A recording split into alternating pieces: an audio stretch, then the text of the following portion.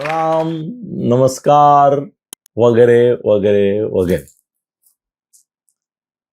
मित्रांनो, काय गमत असते बघा.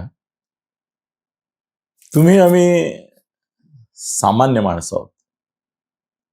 आपल्याला या असामान्यांचं मनही कळत नाही, विचारही कळत नाहीत, भावनाही कळत नाही, धोरणही कळत नाही, त्यांच्या टॅक्टिक्स कळत नाहीत, त्यांची स्ट्रॅटेजी कळत नाही, त्यांचे डावपेच कळत नाहीत, त्यांची व्यूहरचना कळत नाहीत. ते एक बोलतात आणि दुसरंच करतात. यातली विसंगती कळते पण उमगत नाही की हे सगळं कसं होत आहे. आणि बाहेरून ज्या वेळेला दोन नेते दोन पक्षांचे एकमेकाबद्दल बोलतात, एकमेकाविरुद्ध बोलतात, त्यावेळेला असं वाटतं, अरे कुणीतरी यांना समजवा, अरे कुणीतरी यांना शांत करा, नाहीतर जीव घेतील एकमेकाचा. किती किती हे यांचा कुठल्या विकोपाला गेलंय हे भांडण, कुठल्या टोकाला गेलाय हा संघर्ष. अरे थांबवा रे, कुणीतरी थांबवा रे यांना.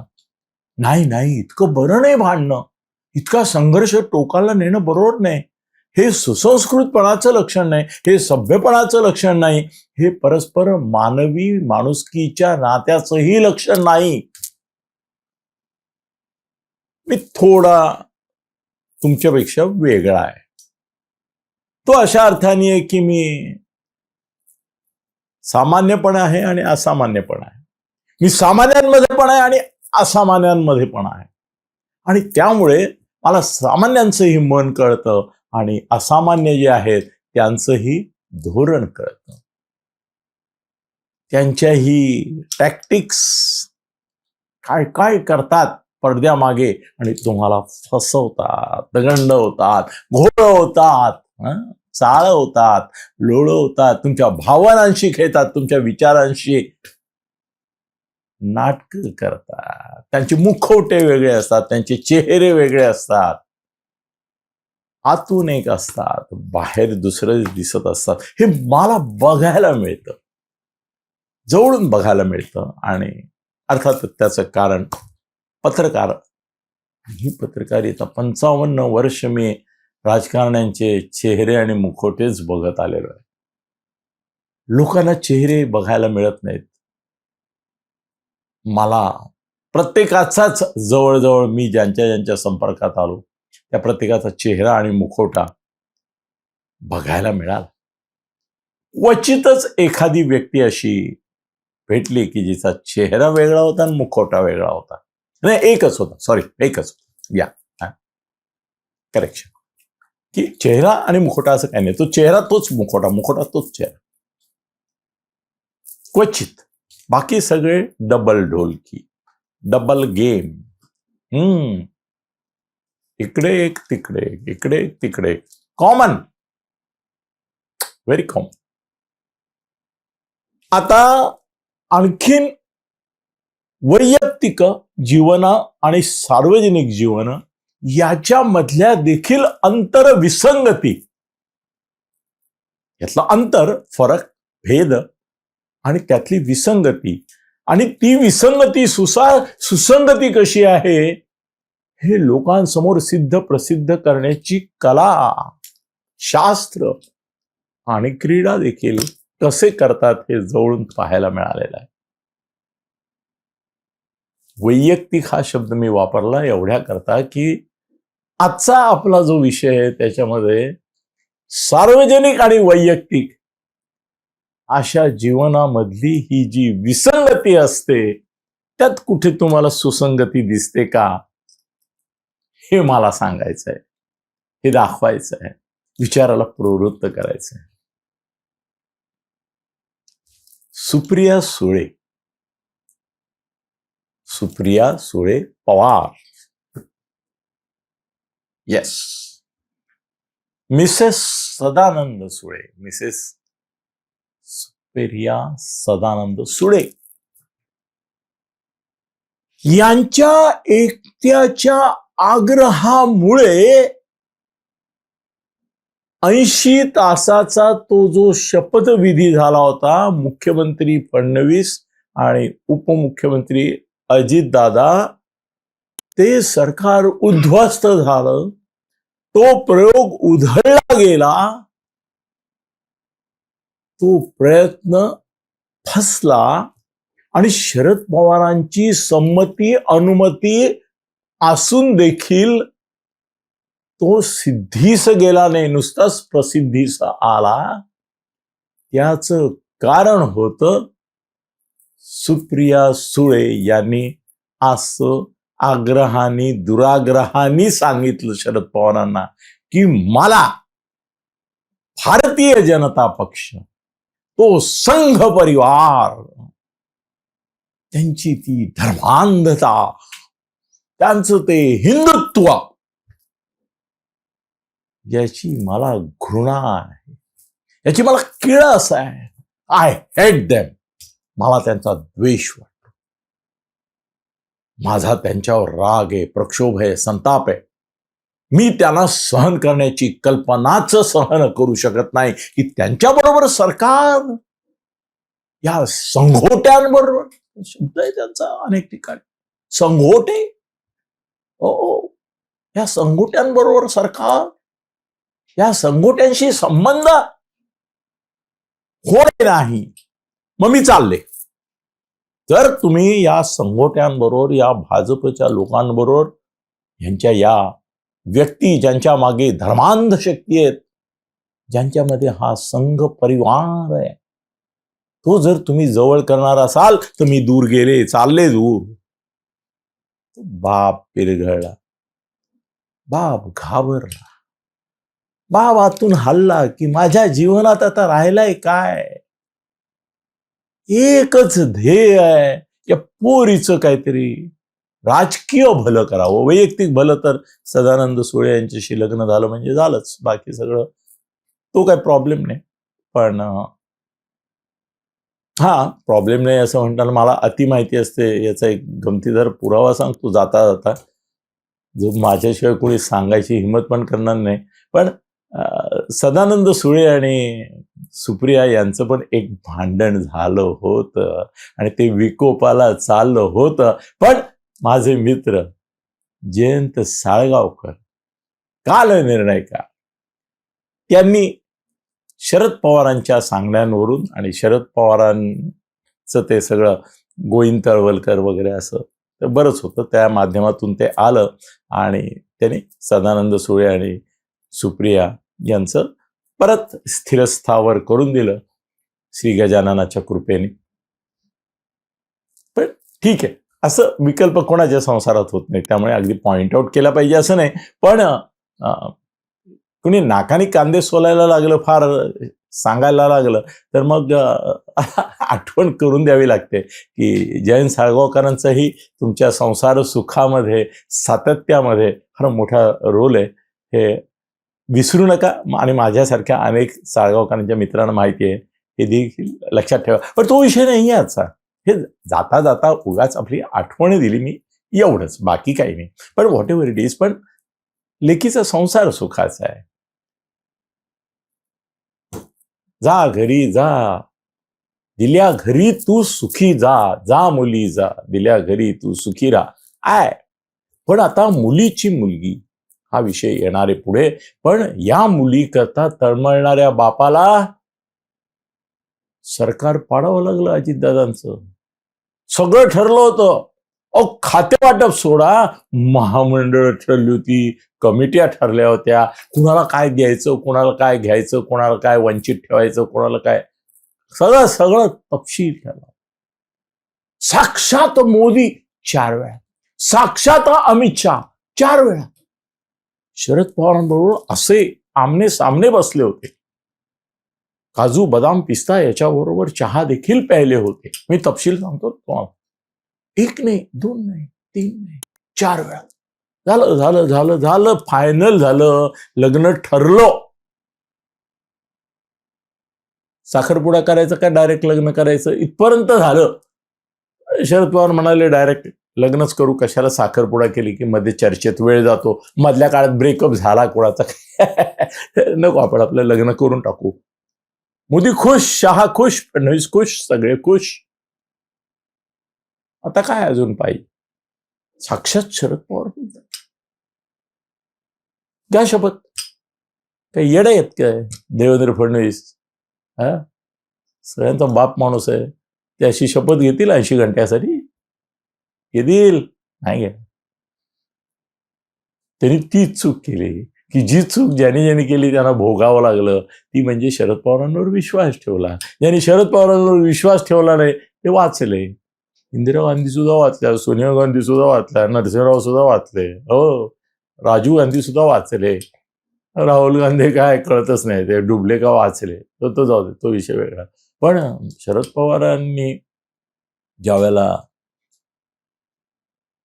सुप्रियांनी आग्रह दुराग्रह हट्ट हट्ट हट्ट स्त्री हट्ट प्लस बाल हट्ट, कारण त्यांची ती बालिका, त्यामुळे शरद पवारांनी सांगितलं मोदी शहांना, माझा नाईलाज,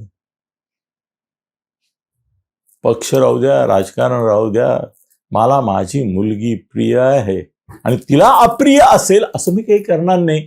आणि तिचा ॲलर्जी आहे, तिला घृणा आहे, किळस आहे, अंगावर पाल पडावी तसं संघाचं नाव घेतलं की तिला वाटत पाल पडली, नको नको, किळस.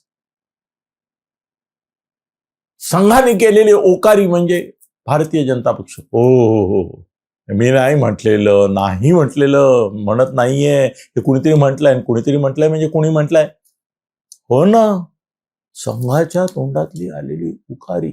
नशीब तो संजय नव्हता आमचा, नाही तर तो आणखीन काहीतरी वेगळीच मागची उपमा दिली असती त्यांनी. बरोबर आहे ना, खरं आहे ना. कारण संजय तिथपर्यंत जाऊ शकतो, यांनी एवढंच म्हटलं की भाजप ही संघाच्या तोंडातून बाहेर पडलेली ओखारी. ओके, इतकी किळस, त्यामुळे ते सरकार नाही येऊ शकलं.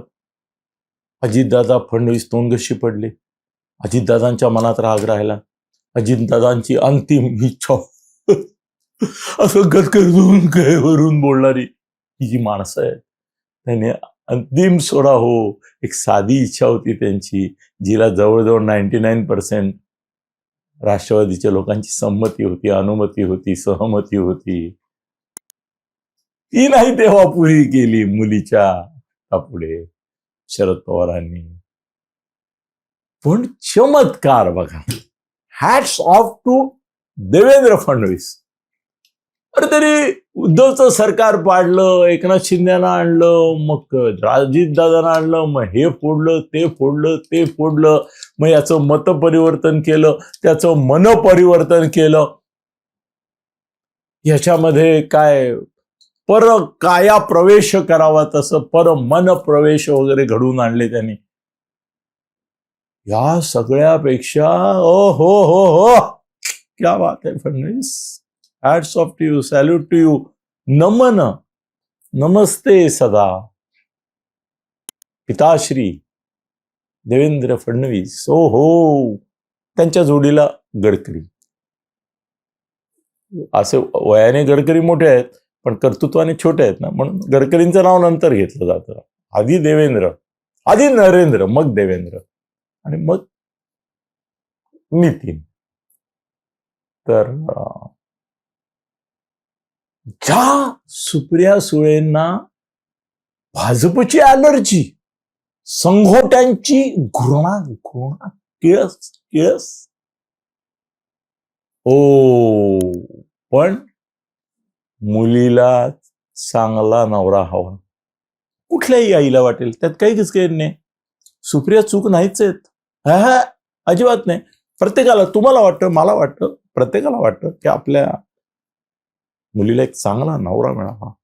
आता मी सधन आहे, समृद्ध आहे, माझं एक स्टँडर्ड ऑफ लिव्हिंग आहे, त्या तुलनेने जर तो नवरा सुप्रियाच्या मुलीकरता हवा असेल तर किमान 1000, 2000, 5000 कोटीचा त्याचा कंपनीचा टर्नओव्हर असावा, त्याचा तो चेअरमन, मॅनेजिंग डायरेक्टर असावा. नॅचरली ना बाबा, तुम्ही जर वर्षाला करोड रुपये कमवत असाल, तर तुमची अपेक्षा असते की किमान 25-50 करोडचा माणूस पाहिजे, मुलगी तिकडे जाणार. आपण वर्षाला कमवतो त्याच्या निदान 4-5 पटवाला पाहिजे, तर तो आपली मुलगी सांभाळेल चांगल्या रीतीने, तिचं कोड कौतुक होईल, तिची स्वप्न साकार होतील. काही गैर नाही, अजिबात गैर नाही. पण असा तरुण कुठे, हा प्रश्न असतो. मी समाजामध्ये फिरतो, बरेच लोक सांगतात, साहेब एक काम करा ना, आमचं काय, जर मुलगा लग्नाचा आहे, एखादी चांगली मुलगी दिसली तर सुचवा ना. किंवा मुलीचे बाबा सांगतात, अनिलजी एक काम करा ना, ही आमची मुलगी, हे असं असं प्लस पॉईंट आहेत तिची, तिला शोभेल असा जरा एक मुलगा पहा ना. अरे कित्येक मंत्री बिंत्री पण सांगतात की बघा ना. आणि असं मी कुठे जातीचं वगैरे नाव घेत नाही किंवा कुठलं असं विशिष्ट त्याला लेबल लावून मी इंडिकेट नाही करत, पण अनेक असे मंत्री त्यांनी मला असं सांगितलेलं आहे की एखादी ब्राह्मणाची चांगली मुलगी बघा ना. ते ब्राह्मण नाहीत हे तुमच्या लक्षात आलं, आणि ते बहुजन समाजातले असतात किंवा अल्पजन समाजातले पण असू शकतात, पण त्यांचं म्हणणं नेहमी असतं की अनिलजी मुलगी ब्राह्मण बघा ना, असं ब्राह्मण बायका कोणाकोणाच्या आहेत ते बघा. तो वाग सर, जातीयवादात जाऊया नको आपण, सुळेसिकेपी बाय दिवे.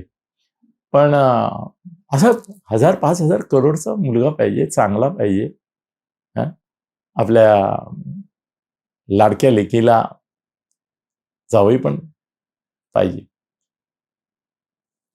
सुप्रियाजी शोधत होत्या काय, आता या देवेंद्र फडणवीसांना म्हणायचं मला कळत नाही, ते काय काय चालवतात, सोशल मीडिया मोहिमा चालवतात, राज्य चालवतात, राज्य तर चालवतातच, पण अरे वधूवर सूचक मंडळ देखील देवेंद्र फडणवीस चालवत असतील असं मला स्वप्नात सुद्धा वाटलं नव्हतं.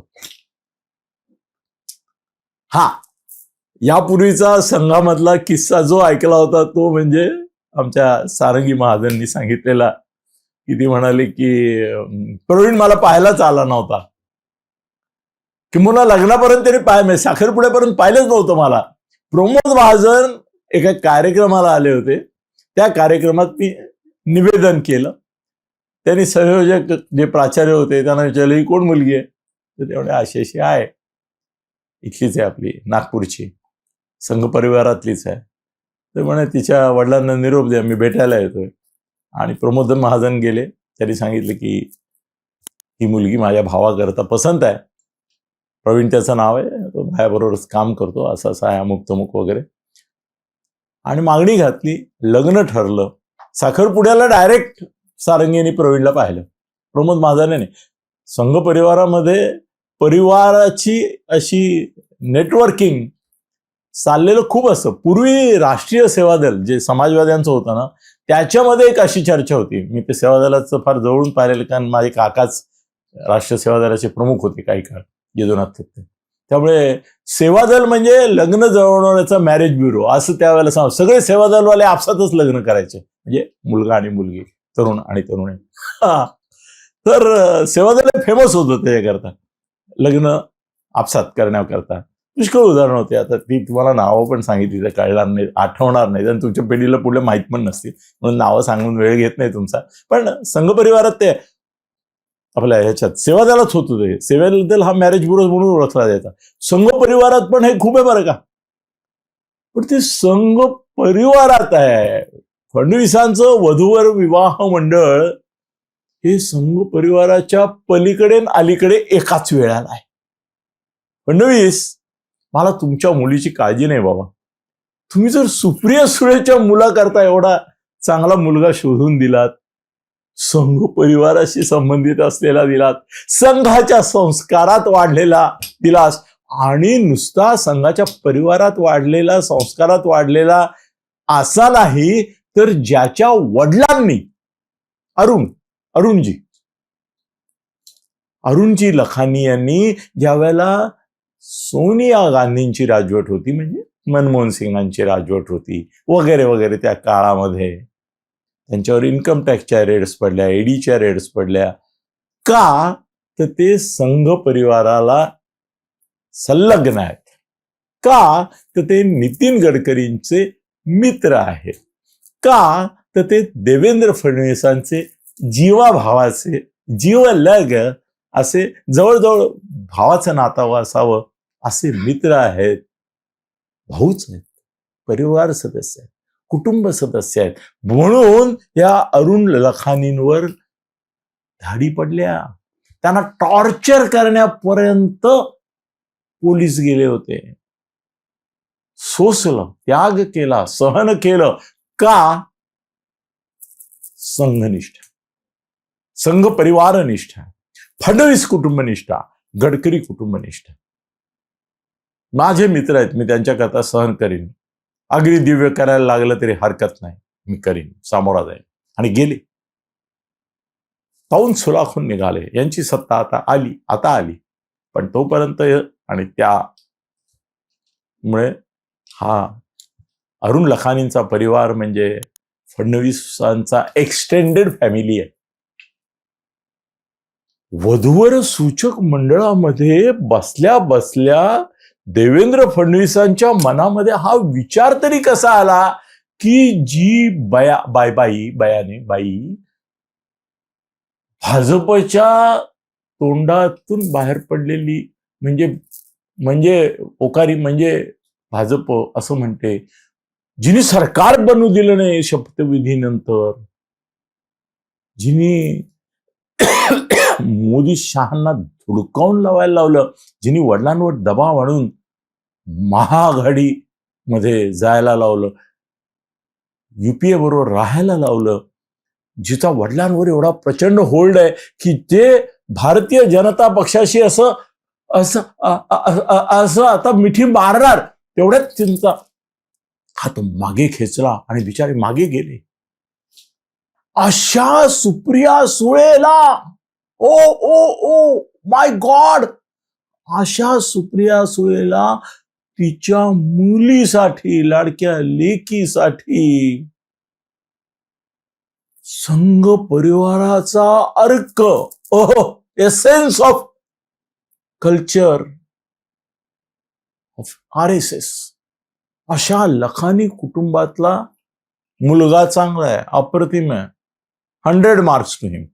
मी त्याला नाही दोष देत आहे, कुणालाच दोष देत नाहीये, मी सगळ्यांचे गुणच गायला बसलोय, सुप्रियाजींचे पण गुण गायला बसलेलो आहे की ज्या संघाचा एवढा द्वेष केला, संघाच्या आणि भाजपच्या बद्दलच्या मनामधल्या विद्रोही भावनांकरता एक सरकार बनू दिलं नाही आणि महाराष्ट्रामध्ये राजकीय अस्थिरता निर्माण केली, उलथापालथ केली, त्याच्यामधून पक्ष फुटल्यानंतर हे सगळं संकट जिनी ओढवून घेतलं केवळ संघ भाजपच्या द्वेषाने आणि त्या संस्कृतीचा, त्या हिंदुत्वाचा असा एक खुणा.